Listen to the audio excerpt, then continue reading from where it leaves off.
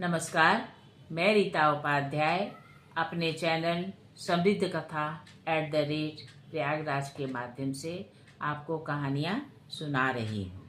बहुत प्राचीन काल की बात है। एक ब्राह्मण क्रूर डाकू बन गया था क्योंकि उसकी संगति अच्छी नहीं थी। वह अशिक्षित और क्रूर लोगों के साथ ही रहता था। वह जन्म से अशिक्षित भी था। अपने परिवार के पालन पोषण के लिए उसने बड़ा घोर मार्ग अपनाया। घोर वन से जाने वाले एक मार्ग के समीप उसका अड्डा था। जो भी यात्री उधर से निकलता उसे वह मार डालता, बिना यह सोचे कि इस हत्या से उसे कितना लाभ होगा। मृत व्यक्ति के पास जो कुछ मिलता उसे लेकर वह शव को कहीं ठिकाने लगा देता। उसने इतने व्यक्ति मारे कि उनमें जो द्विजाति थे उनके यज्ञोपवीत 7.5 बैलगाड़ी एकत्र हो गए।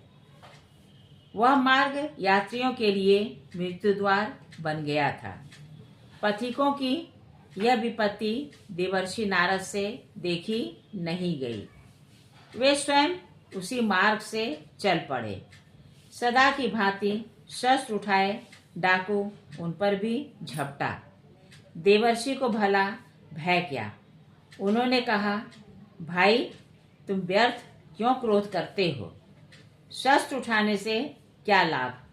मैंने तो तुम्हारा कुछ नहीं बिगाड़ा है। तुम चाहते क्या हो? मैं चाहता हूँ तेरे प्राण और तेरी वीणा और वस्त्र, तथा तेरे पास कुछ और निकले तो वह भी।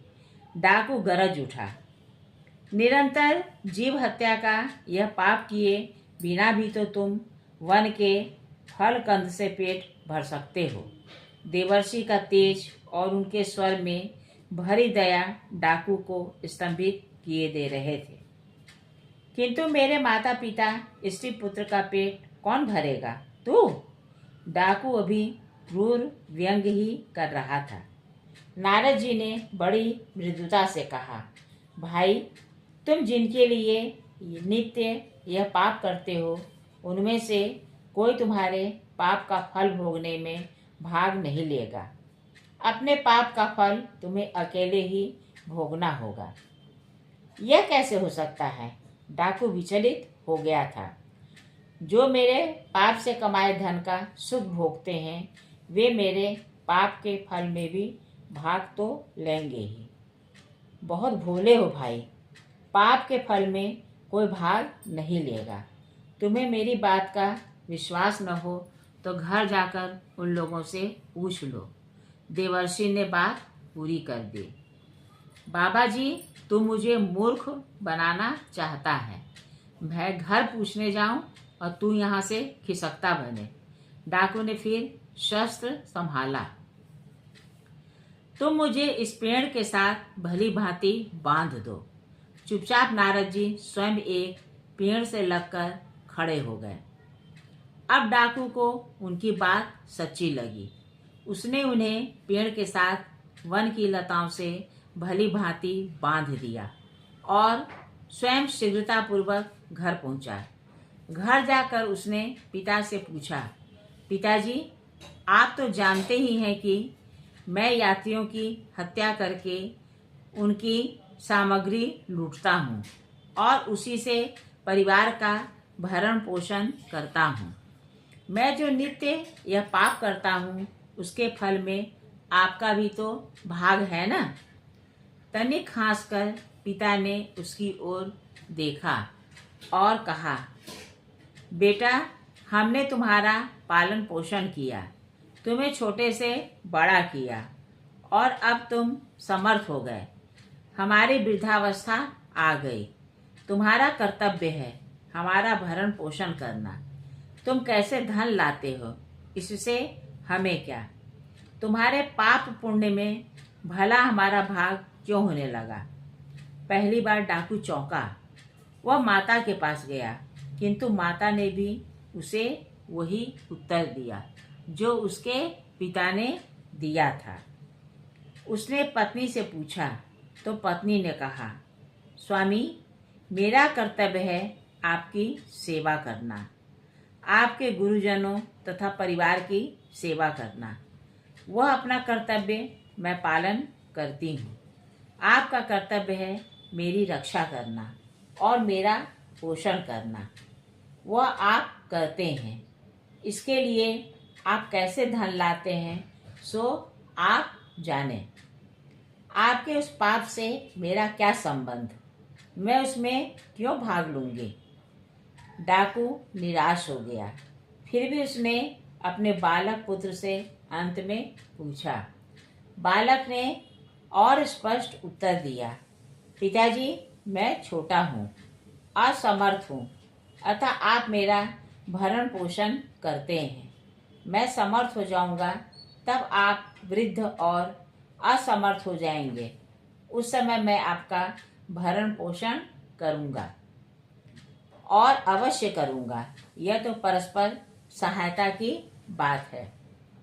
आपके पाप को आप जाने। मैं उसमें कोई भाग लेना नहीं चाहता, न लूंगा। डाकू के नेत्रों के आगे अंधकार छा गया।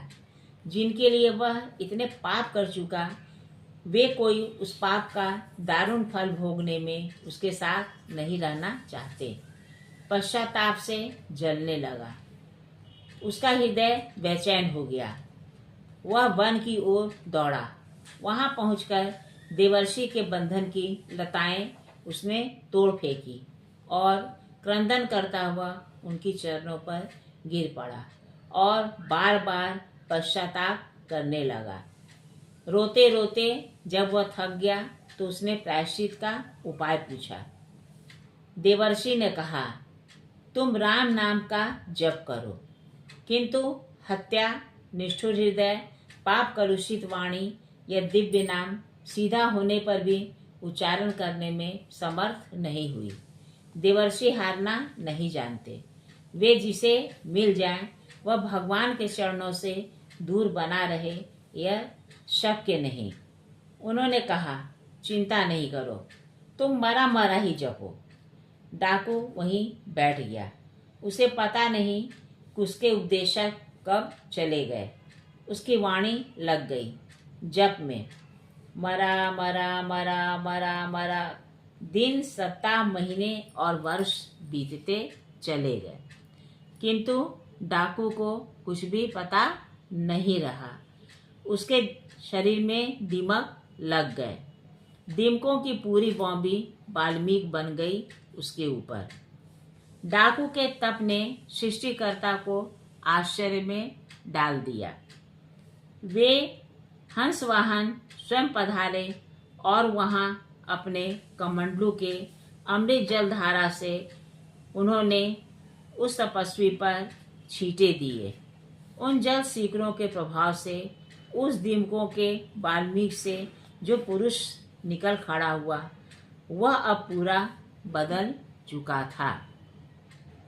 उसका रूप, रंग, शरीर और हृदय सब दिव्य हो चुका था। संसार ठीक नहीं जानता कि डाकू का नाम क्या था। कोई कोई उसे रत्नाकर कहते हैं, किंतु वह जो तपस्वी उठा, वाल्मीकि से निकलने के कारण उसे वाल्मीकि कहा गया। वह आदि कवि, भगवान श्री राम के निर्मल यश का प्रथम गायक, विश्व उसकी वंदना करके आज भी कृतार्थ होता है। रहा होगा वह कभी अज्ञातनामा रूढ़ डाकू, किंतु एक क्षण के सत्संग ने उसे महत्तम बना दिया। कहिए मेरे प्रबुद्ध श्रोताओं, आपको मेरे द्वारा कही गई यह प्राचीन कथा कैसी लगी? और अगर अच्छी लगी है तो कृपया इसे लाइक और सब्सक्राइब कीजिएगा। नमस्कार।